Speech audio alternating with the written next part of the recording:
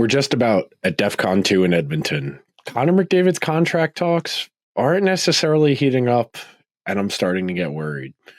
The Oilers' entire future hangs in the balance, and every single word from McDavid is a coded message. This isn't just a negotiation. This is the future of the franchise.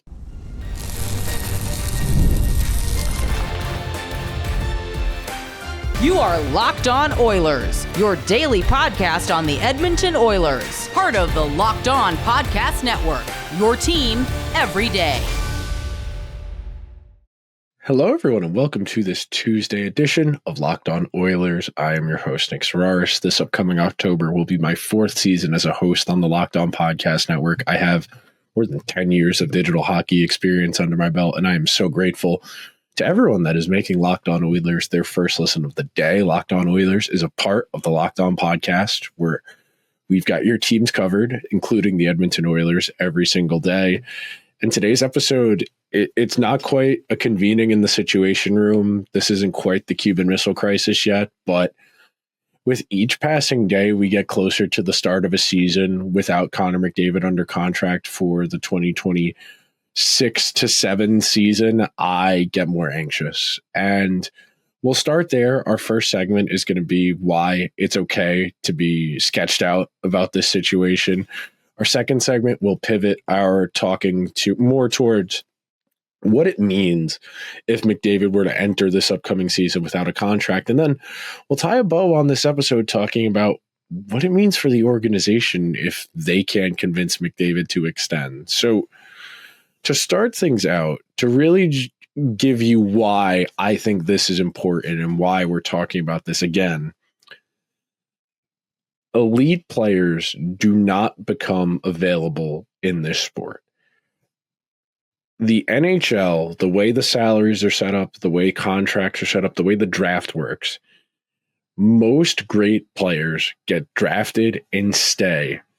It is very infrequent somebody who is a bona fide all-star Hall of Fame caliber player.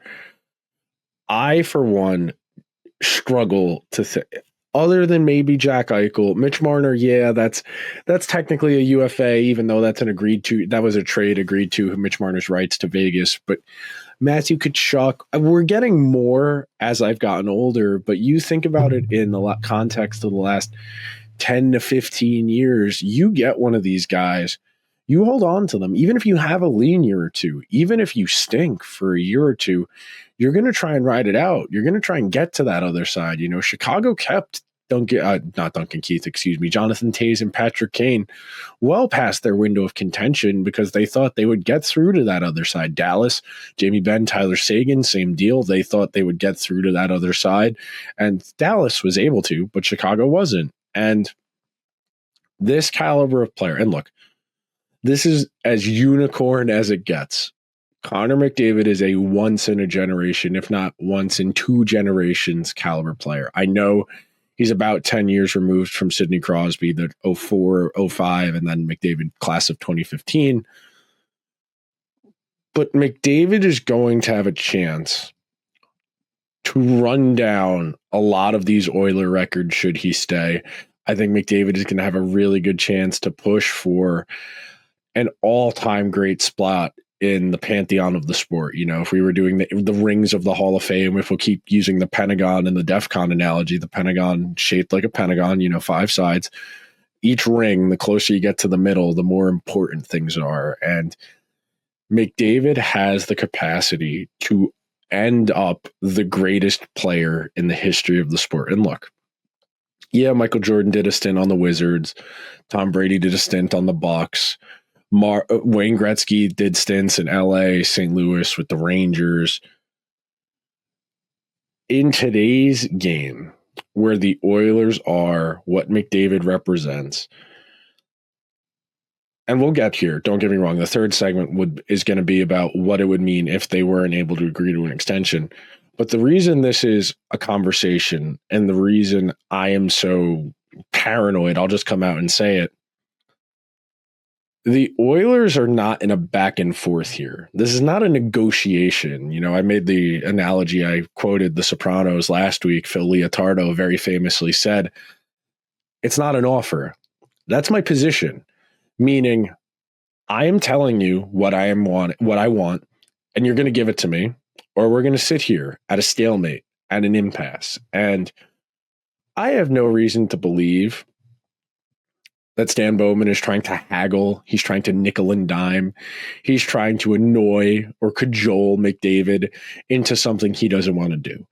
That would be negligence of the highest possible order. And look, I never want to assume anything, especially when it comes to decision making. These are complicated, circumstantial, sometimes even emotional situations that don't lend themselves to rational thought at times. And I'm going to assume, being that we have not heard anything from the McDavid camp about the negotiations, about the state of where this contract is at, I'm assuming this is something that probably isn't going to show up in the contract itself. It's going to be about McDavid flexing his muscles, for lack of a better word. And look, the Oilers have gone well where they need to as far as organizational stuff. They hire his former junior hockey coach, Chris Knobloch, to run the team after they fire Jay Woodcroft. Jeff Jackson, McDavid's former agent, is the president of the team. They locked up Leon for 8 years. They locked up Bouchard for 4.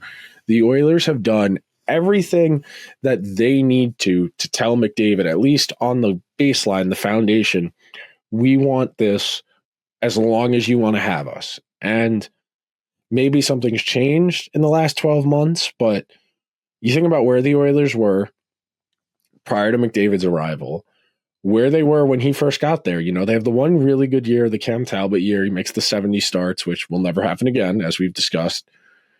And then they don't get back to the playoffs for another 4 years. And they get to a conference final. They lose pretty badly. They get to 2 straight Stanley Cup finals and lose both in really tough, heart-wrenching fashion. Now you're sitting here, McDavid. You're 28 years old.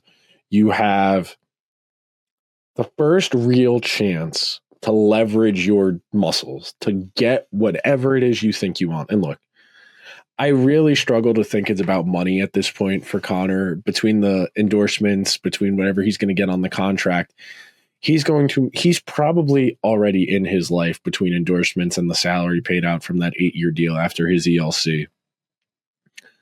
He has probably made more money than he will ever need. He's probably made more money than his kids and his kids' kids will ever need. For Connor, and I have no hesitation in saying this, even though this is my supposition, this is not fact. I think winning is of the utmost priority here, and the Oilers roster questions definitely a bit louder than they were last year. I had my reservations about last year's group. It didn't really put it all together in the regular season, frankly. It got going on a really high level in the postseason, and then the brain drain. You lose a couple guys over a 2-year window, and you're suddenly throwing guys into the mix. You're really throwing a lot of young guys. You're going to ask Ike Howard or Matthew Savoie to be a top 6 forward in what's going to be a crucial year for the Oilers going forward. And it's a lot. And you're asking McDavid, hey, man, we need you to carry Mangiapane. We need you to carry Ike Howard. And that's a real challenge. And before we move on, take our last break, it's really simple.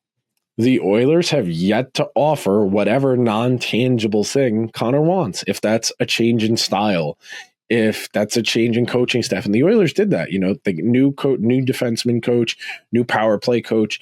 The Oilers have put the work into putting what they could into improving where they could. And look, the Oilers were up against it. They had to give away Evander Kane, give away Victor Arvidsson just to create cap space, to give Evan Bouchard an extension, to bring in Mangiapane. The Oilers, for what they were able to do constraints-wise, are in okay shape. But the Oilers are asking the guys that are here to do stuff that either they haven't in a while, or in the case of a Howard or a Savoie, that they've never done before. So we're going to take our first break on today's edition of Locked On Oilers. When we come back, I'm going to explain to you what it would mean for McDavid to play next year without a contract right after this break. The NFL season is almost here, and FanDuel is making sure you're ready for kickoff with a can't miss offer. Right now, new customers can bet just $5. And if your bet wins, you'll get $300 in bonus bets to use on the FanDuel app. FanDuel makes it so easy to get in on the fun, whether you're hitting before kickoff or you want to live bet after a game starts because you're feeling some type of way about the momentum, or if you want to cook up a same game parlay with your friends for a squad ride. FanDuel makes it all the more thrilling. It's quick, easy, and the best way to add a little more juice to your football Sunday. So FanDuel has one question. Are you ready? Download the FanDuel app or visit FanDuel.com to get started. One more time, that's FanDuel.com to place your first $5 bet for $300 in bonus bets to use on the FanDuel app. We here at Locked On have an important request. We want to hear from you. We've put together a survey to learn more about our listeners and make your favorite podcast even better. This is your chance to tell us what you like, what you don't, and answer questions about our advertising.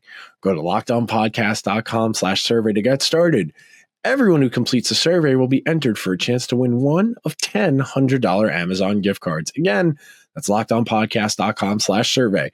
You can also find the link in the show notes. Thank you so much for helping us out. Thank you to everyone who is hanging out on this Tuesday edition of Locked On Oilers as we come out of Labor Day weekend down here in the States, and jammed in as much as I could.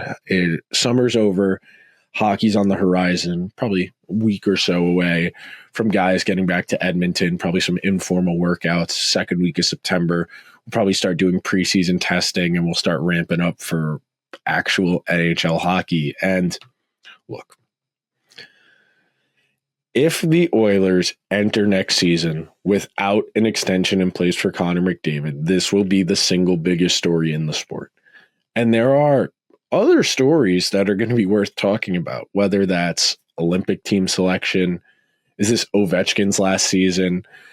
Are the Penguins going to consider trading Sidney Crosby? I know they've said no for the better part of the last 2 years, but the longer this drags on, the more plausible it is. But if the best player in the world, Connor McDavid, goes into next year with no extension, and for the record, Leon signed his extension September 3rd last year before he got taken care of, there was a bit of concern. I wouldn't say a ton, but definitely a bit.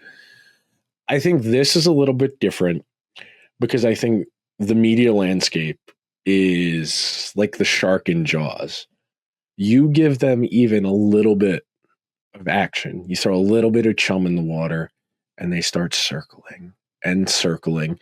And really soon you're getting guys, you're getting your coach, you're getting guys on the team, you're getting Jeff Jackson, you're getting Stan Bowman. Every single question becomes about what McDavid's doing. And I think the Oilers, this is a veteran-laden team. I know we've talked a lot about Savoie and Howard, but for the most part, these guys are all pretty veteran-heavy. You know, I was very skeptical of them going into last year's playoffs, largely because they hadn't really demonstrated an ability to play consistently good hockey on a long-term basis. They were a very unimpressive team post Four Nations face-off last year. They were under 500, really had a hard time scoring goals. The power play really struggled down the backstretch. A whole bunch of guys dealing with various nagging injuries. And I kept saying the Oilers can't just turn it on. It's not a light switch.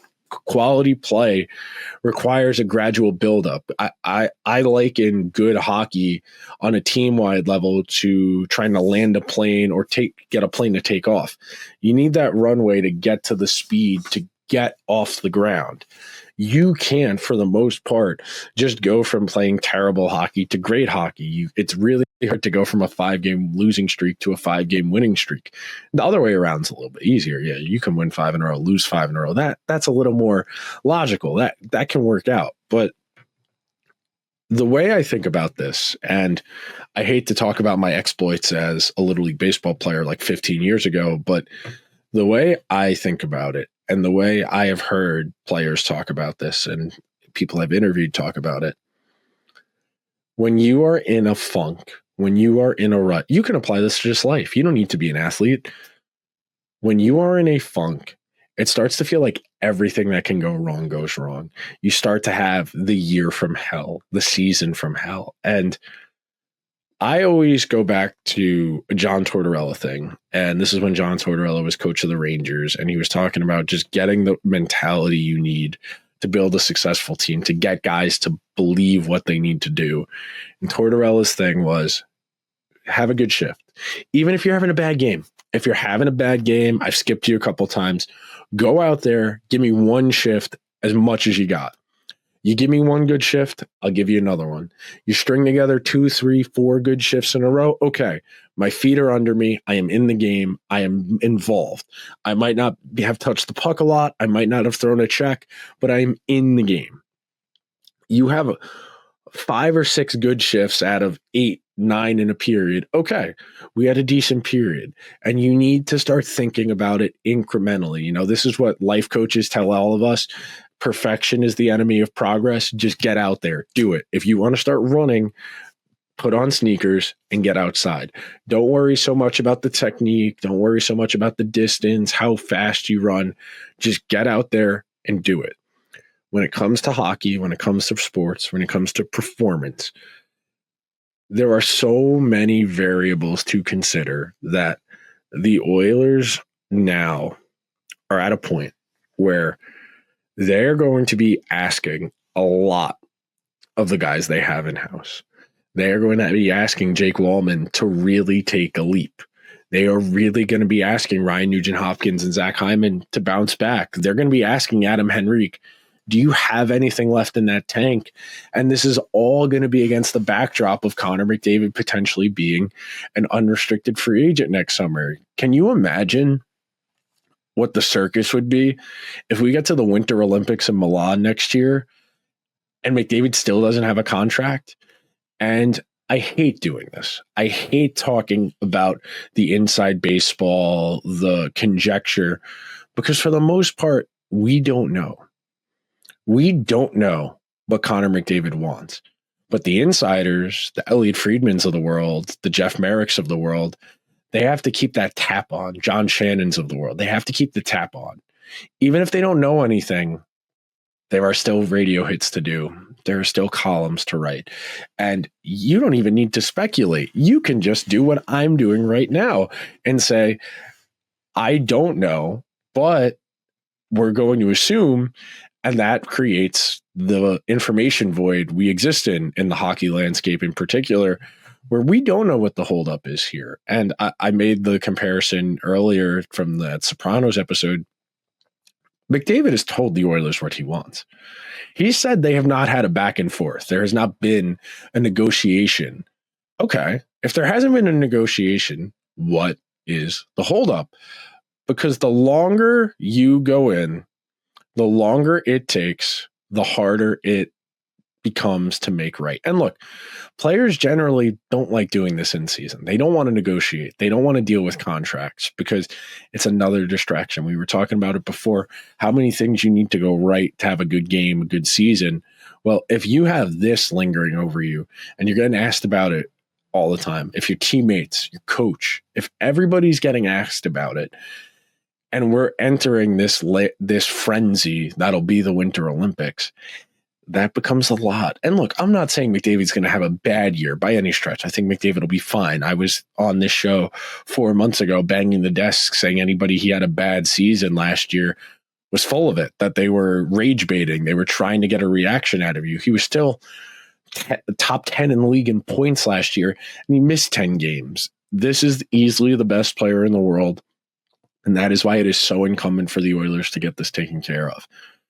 Coming up next, we will address the doomsday scenario of what it means if Connor McDavid does not sign an extension with the Edmonton Oilers right after this.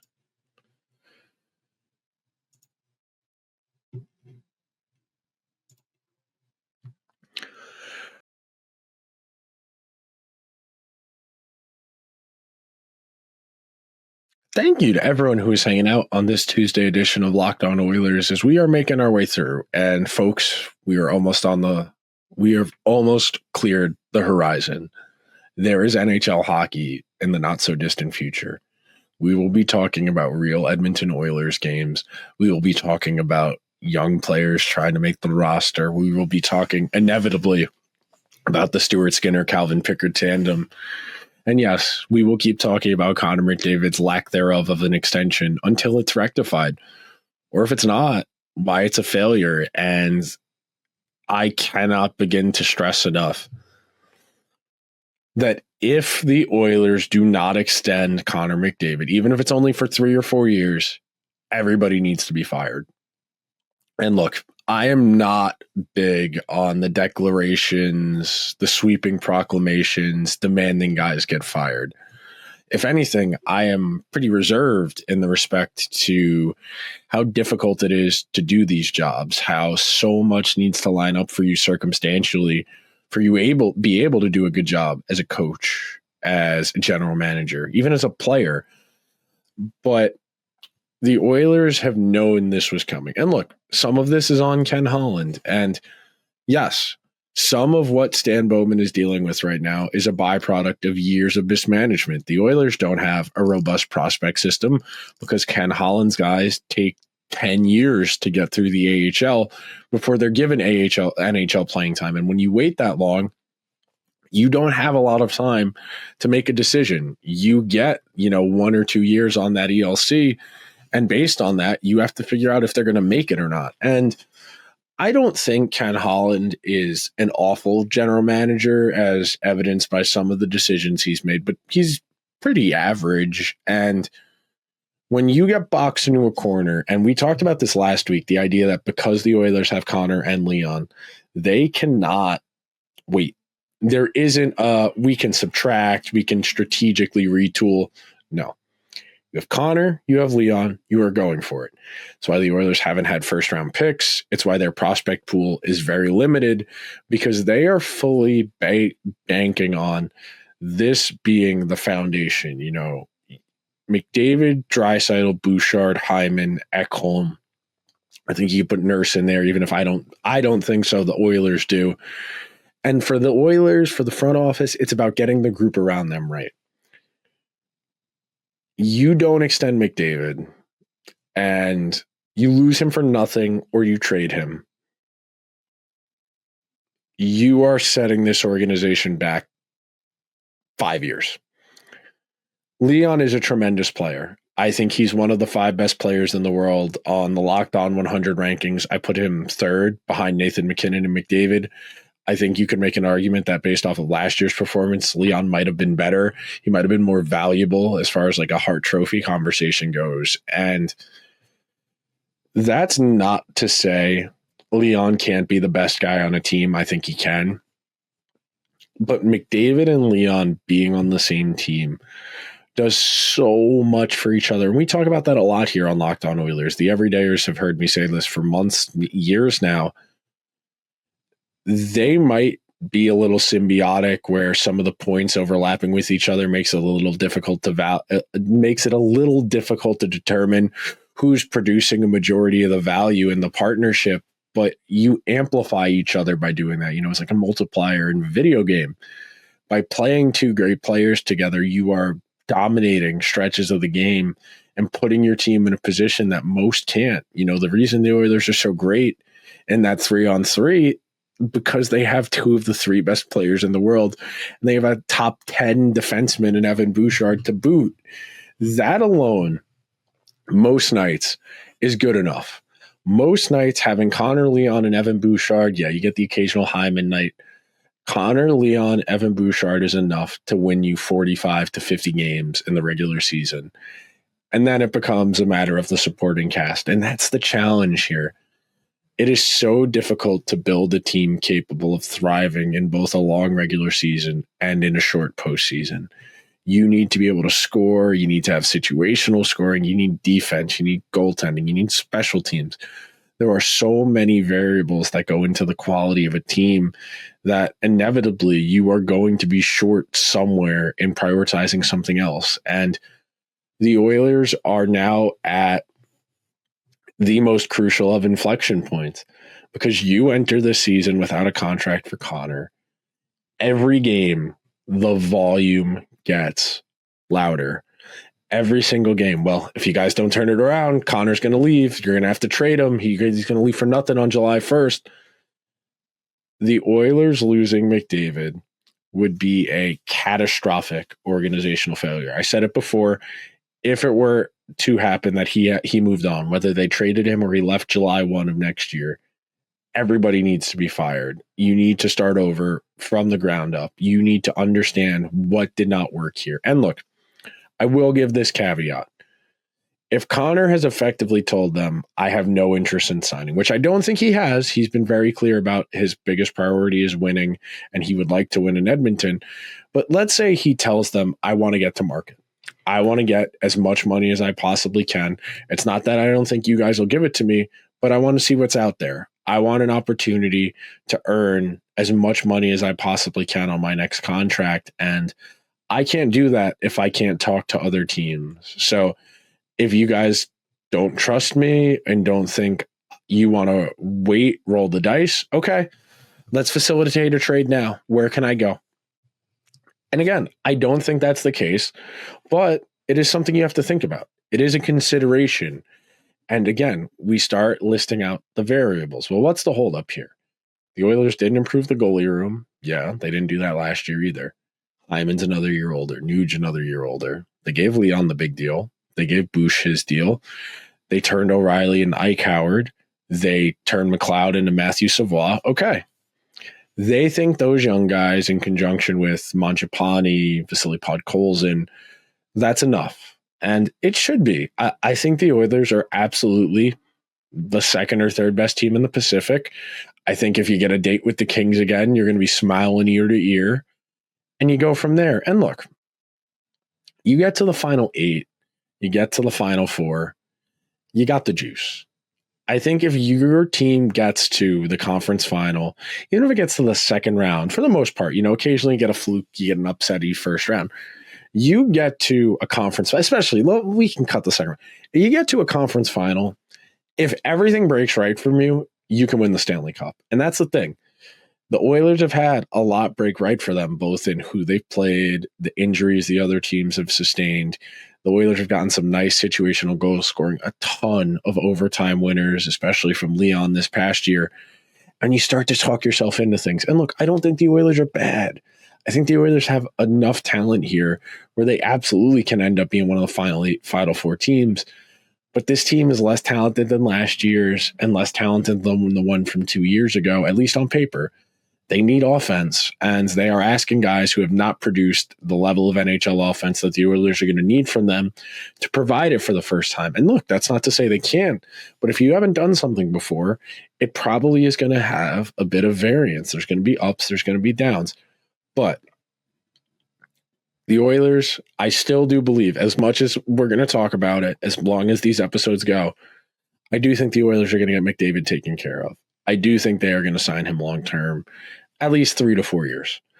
I think we will feel a little silly about this, and frankly, I hope I do. I really I really do hope the Oilers and I end up feeling silly that this conversation has dragged on as long as it has.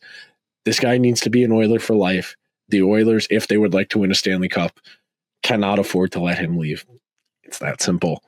That'll do it for today's edition of Locked On Oilers. Thank you so much to everyone who made Locked On Oilers their first listen of the day. To all my everydayers, greatly appreciated. Locked On Oilers is a part of the Locked On Podcast Network, where you've got your teams covered every day. Subscribe if you're listening on Apple or Spotify. Throw the show a 5-star review. If you're watching over on YouTube, hit the subscribe button. Let me know in the comments, how worried are you that this McDavid situation continues to drag on? Be sure to do the Locked On survey with the link in the show notes. Get a chance at one of those Amazon gift cards. I will talk to you guys tomorrow. Until then, let's go Oilers.